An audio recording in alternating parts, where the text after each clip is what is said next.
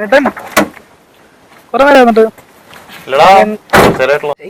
എന്റെ ഇപ്പൊ പൂത്ത പൈസയാണെന്നാണല്ലോ നാട്ടുകാര് പറയണേ.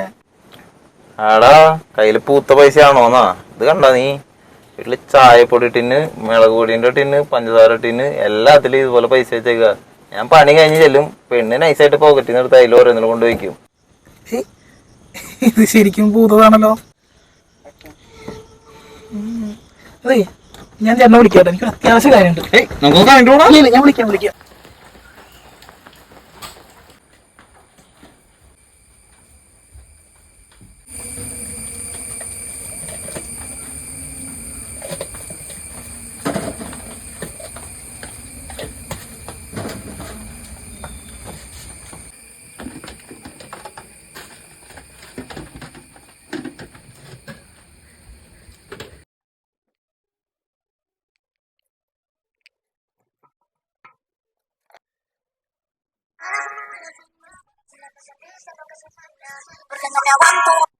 എടോ പിന്നെയും കിട്ടിയടാ, വെറുതെ നോക്കിയപ്പോ 1500 രൂപ.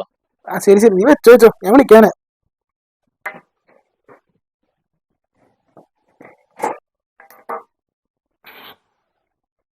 അല്ല, ഞാനിവിടെ ഇവിടെ എന്താ കാര്യം?